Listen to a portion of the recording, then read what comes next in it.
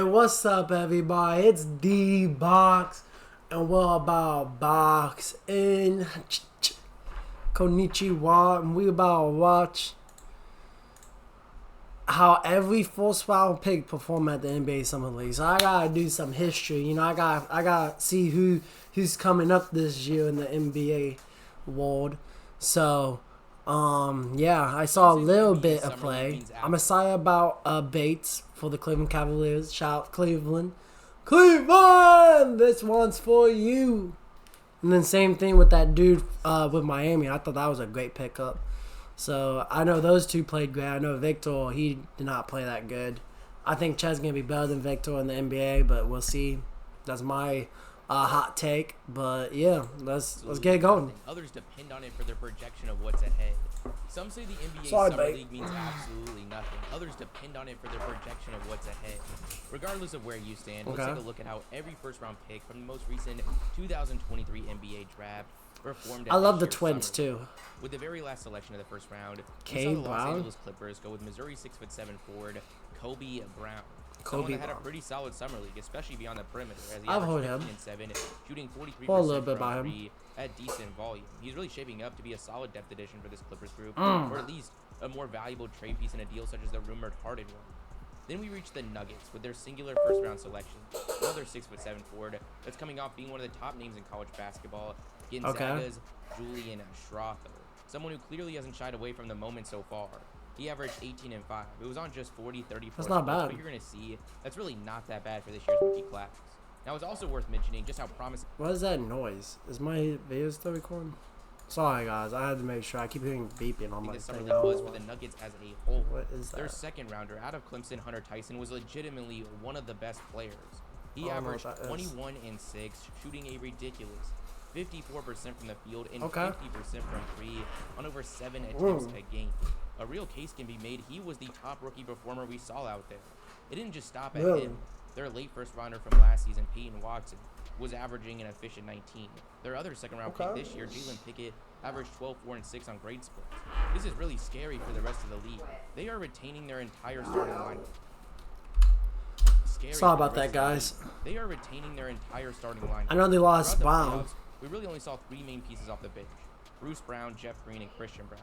They lost Bruce Brown and Jeff Green to free agency. That's going to leave open space. Losses, but we saw a ton of good things from Christian Brown, especially down the stretch, where he was playing himself onto the court more and more.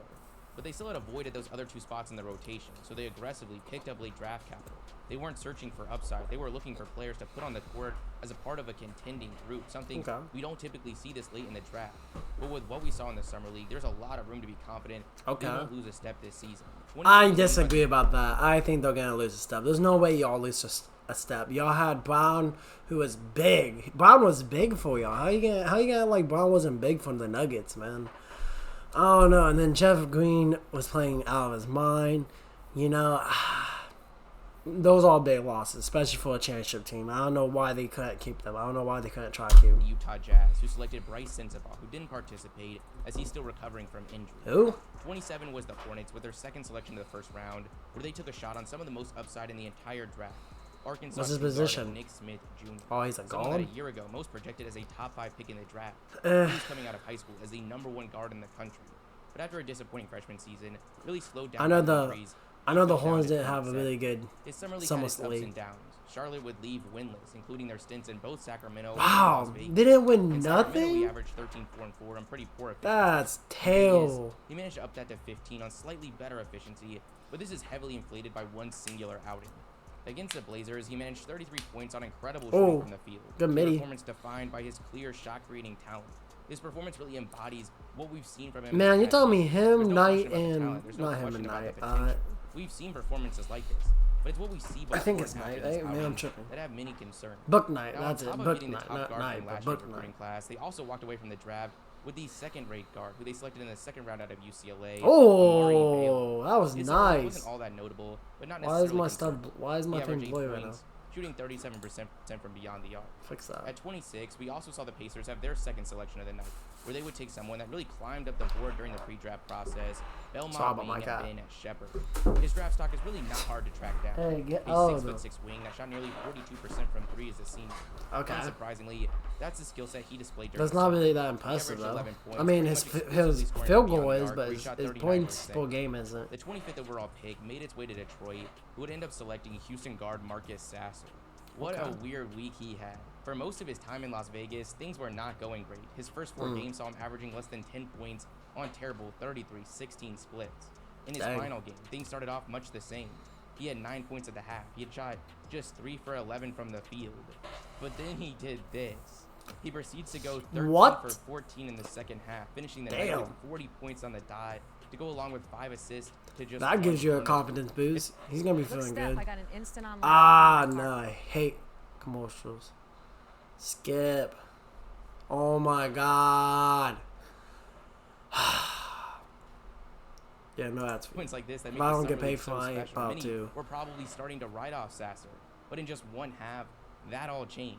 The 24th overall pick ended up in the hands of the Dallas Mavericks after a draft night trade where they would select combine standout and Marquette Ford Olivier Max Prosper. Prosper played all 5 games, averaging 13 and 5, shooting 44% from the field and just 24% from 3.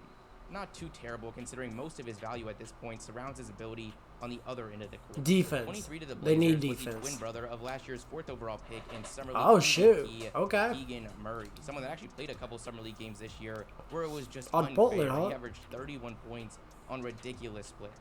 His brother Chris hasn't quite gotten off to that same hot start. In his 5 games, we saw him averaging 10 points and 4 rebounds on 43-32 split. It's not bad. 22 was Duke wing Derek Whitehead, who didn't Whitehead. we did see the first of Brooklyn's back-to-back selections take the court. Alabama big Noah Clowney, who struggled. His 5 games saw him averaging less than 5 points and 5 rebounds. What a clown. Get it? He's not getting the clown. Just over 23% from 3. Oof.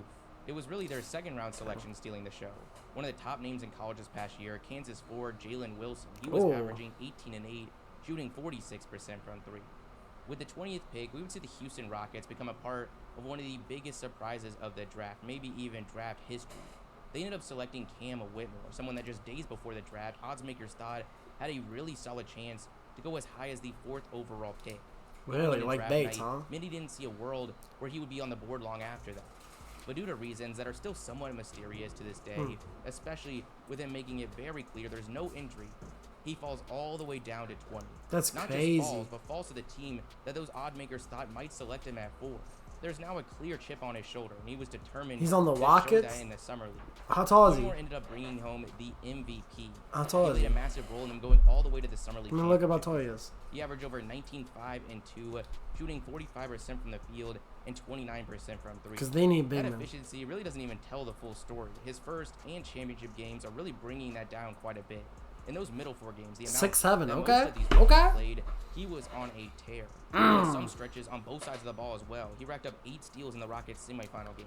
Now, I definitely think there were some concerning shot selection moments. I'm not sure the Rockets have a role for him on day 1 as a high-volume creator. Really? At the very least, it's clear that draft night fall. I think he's gonna get some minutes right off the bat. There's no way he doesn't. He was also far from the only positive thing to come out of this summer league for the Rockets.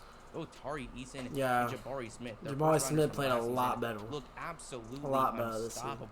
And we haven't even gotten to their most recent top selection. But speaking of that championship game, it's worth mentioning the team they matched up with, as they don't Cleveland!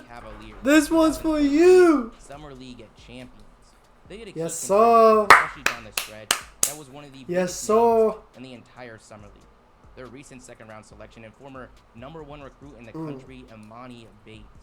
I saw him play multiple times out in Las Vegas, and while there's concerns about his size and length, he does not look small out there. He's a legit 6'9" with guard-like skills that made him one of the most sought-after prospects in the country at one point. I don't know he's 6'9". It's really wild to think there was a time where we were envisioning Emoni Bates and Wembanyama at the top of the draft. But since leaving high school, Emoni's stock just continued to slide and slide. He goes to Memphis, struggles. Goes to a small program in Eastern Michigan where he gets to put up crazy numbers, but on not so great efficiency. During this time, we also saw him deal with issues off the court. All this led to many seeing him going undrafted in this most recent draft. No one saw him going undrafted. Really no one saw him going undrafted, though. That's not true. That's not true. And the Cleveland Cavaliers decided to take a chance in the second round. A chance that right now seems well. Hey, we gave Kevin Porter Jr. that chance. Shooting 44% from the field and 40% from I am nervous, though, because this dude's getting advice from Ja Morant. Yeah, even the Thunderstorms even know that's bad. But he's getting advice from Ja Morant, of all people. Like, on over 7 and Kevin Porter Jr., I think. He looks like the real deal. The only concern going forward is actually getting the opportunity. We know he doesn't bring. And Bridges, I think. Through and through. Right, Bridges was his mentor too. Looking for that in their rotation, especially at the wing after bringing Trash mentors. And Yang. But whether it's with the main roster or even their G League team, his future just got a lot more interesting. The Cavaliers also had more than just Bates to get excited about. Sam Merrill, a second-round selection a few years ago, just might have been the best player in Las Vegas, at least out of the players that played more than 2 games. He averaged over 20 points, but almost his entire production, 11 of his 13 shots a game, were coming. Hey, shout out to Loeffel Jr. 45%. Loeffel needs minutes. Just look at these. Loeffel deserves minutes. Lightning quick, and you're rarely that was nice. Seeing him even touch the rim. Now, what's so interesting here is he's not just some summer league warrior about to get swooped up by another team. After a 10-day contract this past year, the Cavaliers signed him to a multi-year deal. We also saw Evan Mobley's brother Isaiah have a really good run. Between these 3, Cleveland's definitely added some really interesting young pieces at the end of their bench. I really hope we see some experimenting from them. Probably not. Selection to the Warriors. Knowing the coach, as a Cleveland Cavaliers fan, Cleveland Cavs fan, and Miami Heat fan until I die, our coach is trash. I can't believe we didn't sign a different coach. His rotations are terrible. I feel bad for those rookies because I bet you Bates doesn't even get minutes. Someone that a season ago couldn't even get on the court for Illinois. Having Okoro start when he can't shoot. A singular point, but after transferring to Santa Clara and eventually putting up 29. I wish we would have kept Olabaji instead of Okoro. He becomes the 19th pick in the draft. A remarkable story. Sadly, though, his summer league didn't go quite as planned. He actually has one of the bigger sample sizes, having played 7 games between Sacramento and Las Vegas. In Sacramento, he did pretty decent, 15 a game, shooting 48% from the field. Vegas, not quite. 9 points, 7 rebounds, and 6 assists. Definitely stuffing the box score numbers, but shooting just 26% from the field and 22% from 3. Leading up to the draft, there were some questions surrounding his ability to play the point guard position. I think he dismissed a lot of that. He really impressed as a playmaker. There's no question about it. It was a struggle to get the ball through the net. The Miami Heat don't have a pick more years than great pick. Great pick. They actually held the 18th I thought he played great. The selection they would use to get a guy that for most of the year, even directly following the conclusion of the season, was projected as a second-round selection. Really? But after a great pre-draft process, he was starting to climb the board, and the Heat eventually pulled the trigger in the middle of the first round. Congrats, man. We're talking about UCLA forward Jaime Hawkins, someone that embodies the Heat culture to a point we rarely, if ever, have seen in the draft. It was a match made in heaven. He's a master of none, but brings respectable defense, playmaking, 3-level scoring, and most importantly, a clear dedication to do what's best for winning basketball games. In the summer league, he started out pretty hot. He dropped 22 points, 8 for 15 from the field. Oh my god! Oh my god! Starting just 1 for 6 against the Kings. Bro, he's gonna be dangerous. That would keep him out for the remainder of No, he got injured. I didn't know about that. I really do hope he's not involved in Oh no. 17 was the Los Angeles Lakers, who selected Indiana point guard Jalen Hood-Schifino, someone that passed the eye test on both ends of the floor, but did struggle as a scorer in his 4 games. No idea who that is. Exactly what we expected based on his freshman season at Indiana. He averaged 12, 4, and 3, shooting 31% from the field. Their second-round selection, Maxwell Lewis. Jesus. Well, I'll just let his stats speak for themselves. The player that was really taking up most of the buzz for the Lakers was their second-round selection from a year ago, Max Christie. He was averaging 19, 6, and 4, shooting 50% from 3. We've always got to be careful overhyping these second and third-year guys in the summer league. There's no question. His shot creation and ability to slow the game down and play at his own pace looked legit. It'll be interesting to see if there's a role for him next season. Things really heat up at 16, where the Jazz would take none other than Keontae George, someone that's only an elite shot creating talent, but his efficiency that's who you are in the recent draft. When he came out in the summer league to tell everyone that was a mistake. He showed up in clearly better shape than we saw as a freshman at Baylor. His first 3 games would come in Utah. Man, Jazz is becoming dangerous, man. But then things really got rolling in Vegas, where he was easily one of the most impressive rookies. He averaged 22 points, shooting 52% from the field and 44% from 3, taking 9 attempts a game. Nearly just as impressive as the scoring was. I see you. Averaging over 6 assists. Now remember that Rudy Gobert trade, just so we're keeping tabs. So far, that's turned into Walker Kessler, who when considering great. It was a great trade. Rim protectors in the league. Conley Green trading Colin Sexton and Lloyd Malkin. I think the coach for the Cleveland Cavaliers would have done amazing if we would have just kept the team we had. You know, you would have had Obaji and Okoro coming off the bench with LeVault, you know, playing point guard until Rubio came back, and then you could play around with that and everything. You know, you could have had Lloyd playing the 3 with Colin Sexton coming back at the 2. You know, honestly, low-key, we lost that draft. That trade. I mean, Don Mitchell is an amazing player. I mean, he scored, 70 points? 60 points? A beast. But in the playoffs, he was supposed to be that guy that we needed to score. He wasn't. It really showed in the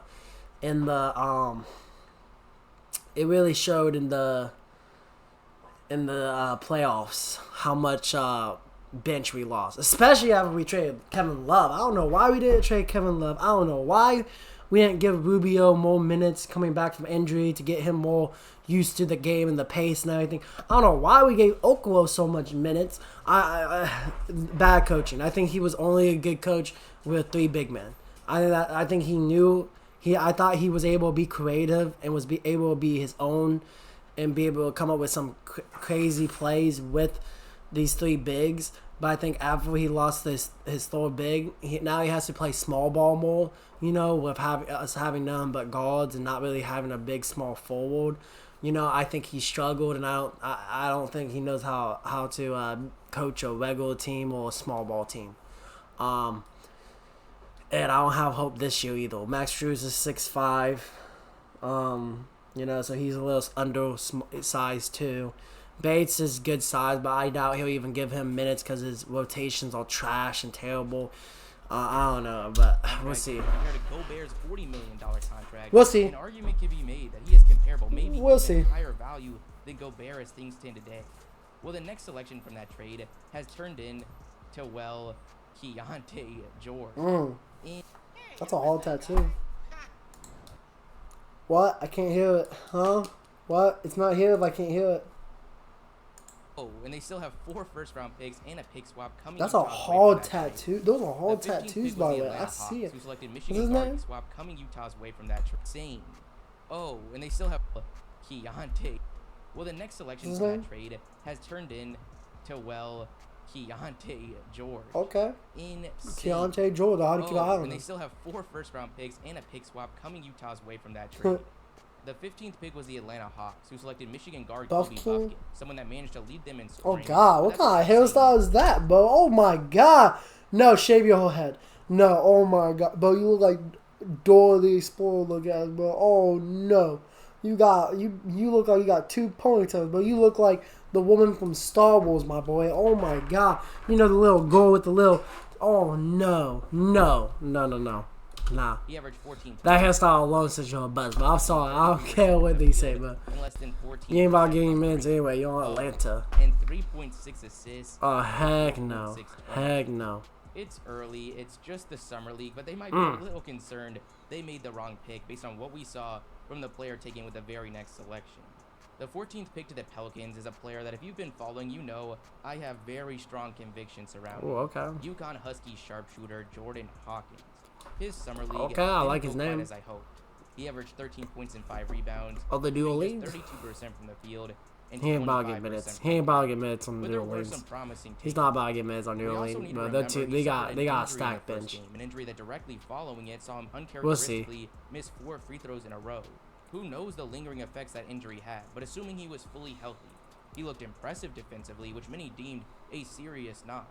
Outside of the first game, we saw them write up very little off-ball action for him, which he's come accustomed to, forcing him into a lot more on-ball activity, where he looked pretty solid, at least compared to these Twitter draft analyst expectations. There was a lot of rookie mistakes, multiple traveling violations attacking closeouts, foot out of bounds on 3-point attempts. So my confidence... He'll get used to that, though. He'll get used to that. He'll start learning where the court is more. The more games he gets in. But again, I don't think he's going to get that many minutes, so I really don't think that. They're going to have to put him in the G League to get some real minutes and get used to where the 3-point line is, especially on the corners. Because I know those corners, you barely got any, Foot move. In the slightest.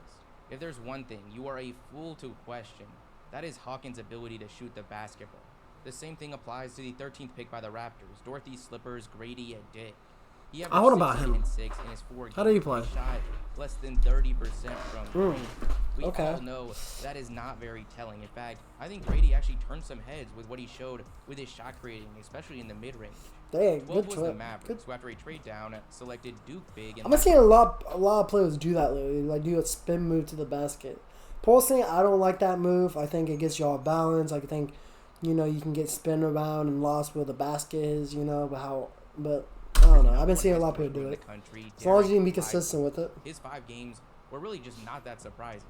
He was a solid. It just puts more in your bag, but I don't think it's something you should go to a lot. We didn't see from many through the summer league.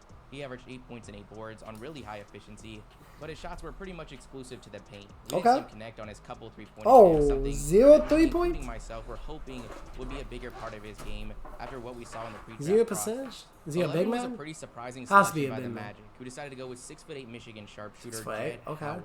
Through his 3 games, it didn't seem like he had any problem what team? adjusting to the line, taking a step. Magic? He averaged 13 points. But over half his attempts were coming beyond the arc where he was shooting. All right, Howard, that's going to be interesting. His Orlando team needs shooting. Hopefully, they found that here with Jet. That's a good pickup. The Oklahoma City Thunder, who after trading him with the Dallas Mavericks, selected Kentucky point guard Cason Wallace. Wallace didn't join the team till Vegas, but man, did he get off to a good start. He likely put together the best rookie debut of this year's summer league. Oh, he deep. In scoring with 20 points. But that's not what had Thunder fans, including myself, overly excited. It was how he scored those points. 6 of his 7 shots came from 3, a range many were concerned about when it came to Wallace. Considering that most of his stock is coming from his defense, when he was shooting like that, it was hard not to feel like the Thunder just hit another home run. Now, Wallace would cool off pretty significantly after that. He would play a total of 5 games where he averaged 11, 3, and 3, shooting less than 35% from the field, but still not bad. That's still impressive. From 3. The 9th overall pick to the Jazz was UCF forward. I mean, they don't need. Listen, OKC doesn't need scoring, bro. They got with Alexander. They got with Chad. They got with, Dort and what's the white boy's name at shooting guard? Wow, Giddey. Wow, I'm so sorry, Giddey. Listen, bro, I really do like you, Giddey. Listen, Giddey.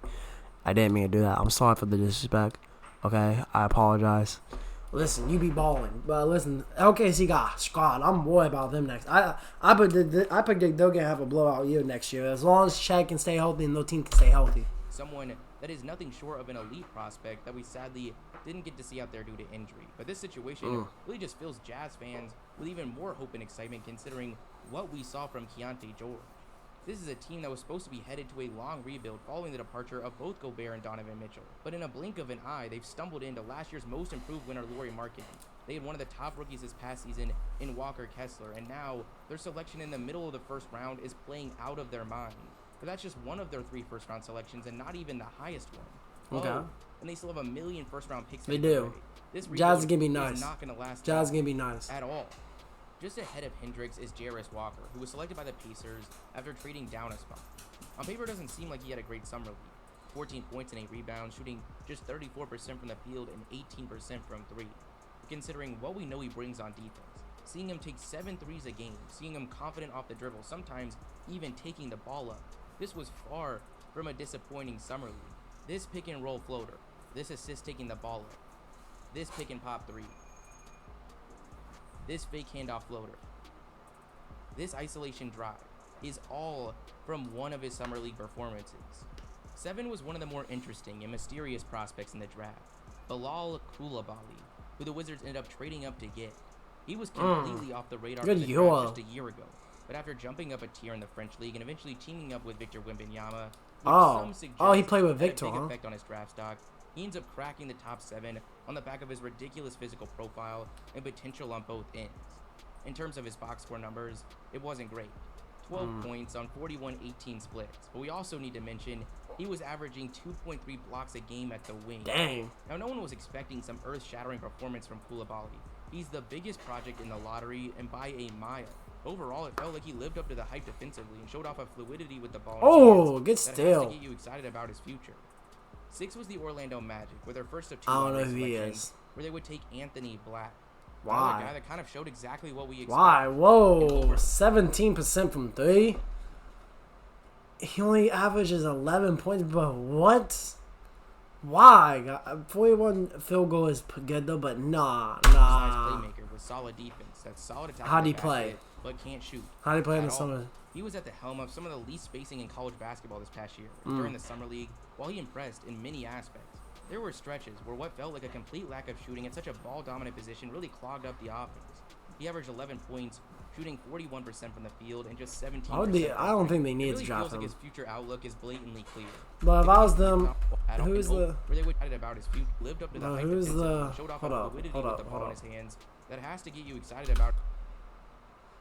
Bro, if I was them, I would have gotten Dick or Hawkins, even Kalabali maybe to test that out. But Black, I don't know why you guys dropped it. Black, that's not a good pick. Trash. I give that a C minus D. He averaged 11 D pick. Well, D pick if that's the 5th pick, 4th pick. It really feels like his future outlook is blatantly clear. If he can at least become a league average or just even respectable shooter, he is going to be a problem. 6th pick, shooting I doesn't think. Advance, and quickly at that, the future is pretty cloudy, especially with him being a low-volume scorer in general. Now, there is some similar concern for the 5th overall pick to the Pistons, Ausar Thompson. Really? On scoring? Not to the degree of Black. Thompson's numbers don't jump out to you. Oh, 27%.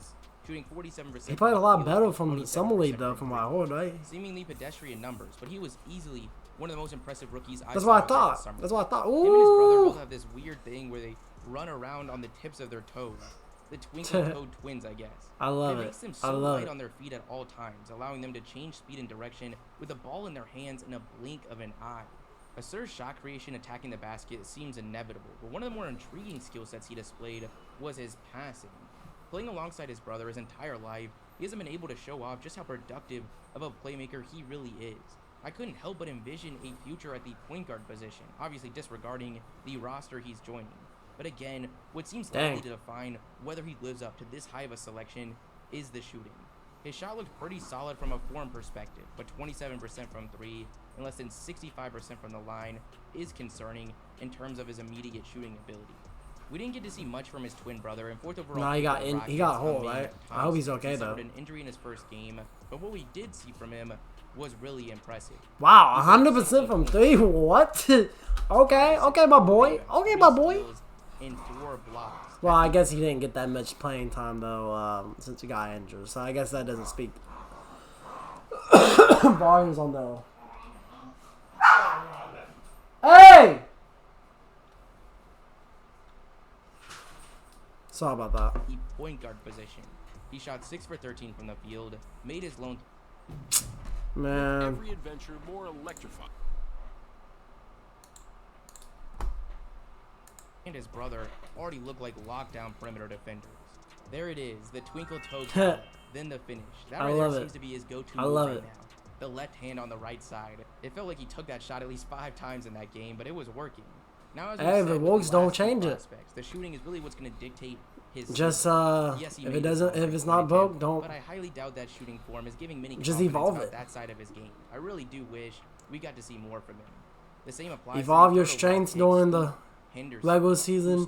Work on your weaknesses on the off season. Less than a minute into the game, he's hitting this contested midi, then taking a min off the dribble for a reverse. That was tough.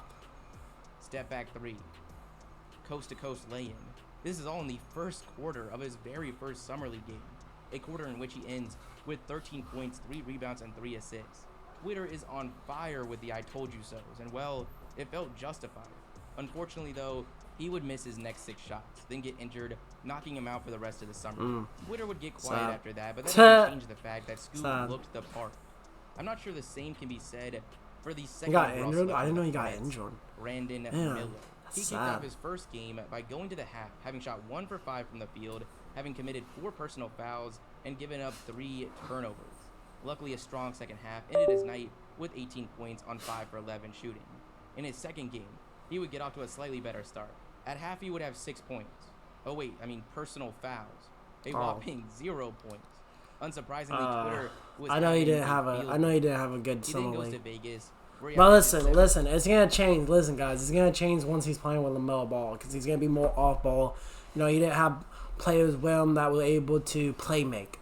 He had a lot of shot creators, but he didn't have a lot of playmakers, and that's what LaMelo is known for, is his playmaking. And but it just comes back to, listen, they're gonna be a good team. Across his 3 games, I got faith that he'll have a better regular season. 26% I do. I don't think Hornets made a mistake. I don't. 18 in his second game, but luckily he went home on a solid note.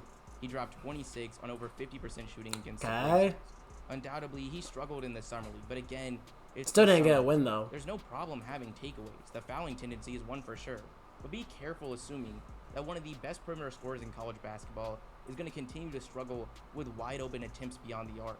Especially with LaMelo. We reached the player that had people waiting in line all night to see. I can't wait to hear this. One of the greatest prospects the game has ever seen, the #1 pick to the Spurs, Victor Wembanyama.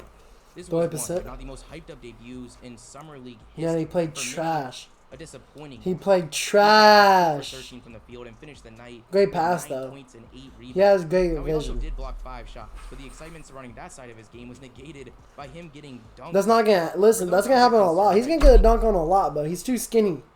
He needs to play power forward. He's not a center, and I feel like that's what Spurs are gonna do, is try to put him at the center. Honestly, I feel bad for him. I wish he would have went to the Portland Trailblazers. You know, I wish Trailblazers would have got the #1 pick. That would have been game changing if they would have got the #1 pick. Or the Hornets. That would have been amazing. The Hornets got the pick. But nah, I think he's going to be a liability defensively because he's too big. Too skinny. I think he'll struggle with players like Embiid and all of them. And I think it's going to take a lot more time than people think for him to adjust. He was taking crazy shots with the Hornets, but he was taking some crazy dumb shots. Fadeaways, air balls, shot a fadeaway, hit the backboard, and wasn't even close. Like, we'll see if we can adjust, man. But I think going to the Spurs was a mistake because I feel like they're going to hold his growth. I don't care what y'all say. Listen, Pop is one of the best coaches ever. That's true. But I don't know, with him getting older, I don't know how well he's going to be able to relate to these younger guys.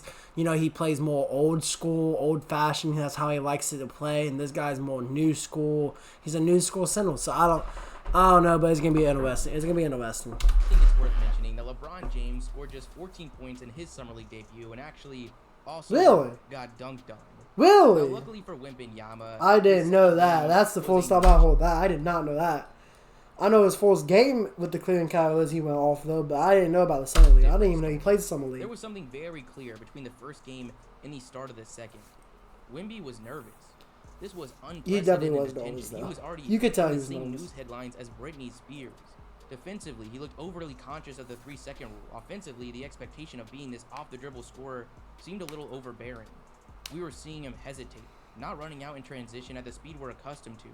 But then in that second game, he got the ball in the basket a couple times.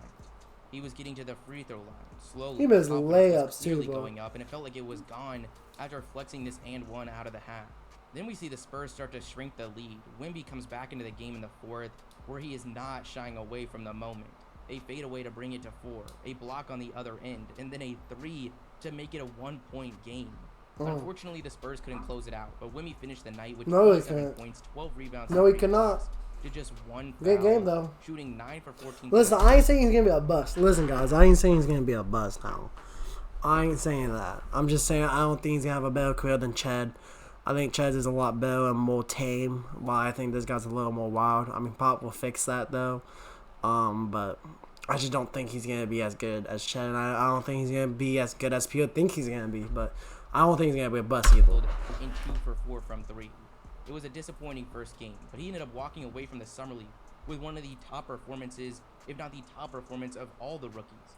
It's a recent development that the Summer League is even talked about outside of the spaces of diehard basketball fans. It's especially a recent development. You know it. Players to be Diehard. judged for their Summer League performance. Great It's all about pass. takeaways.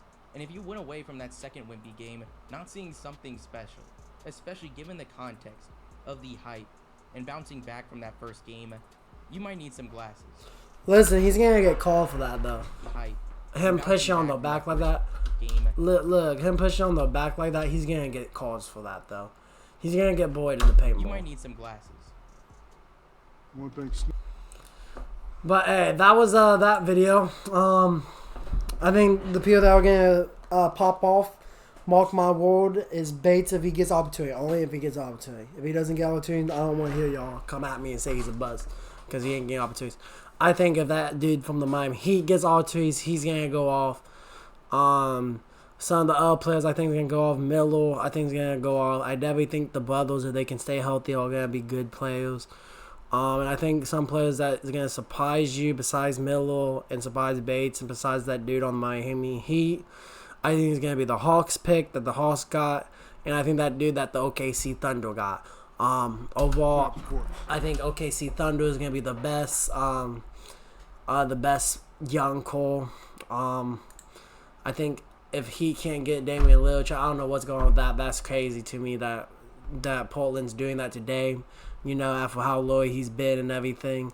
I think it's a disgrace that they're not even listening to Miami. Like, they're really being petty.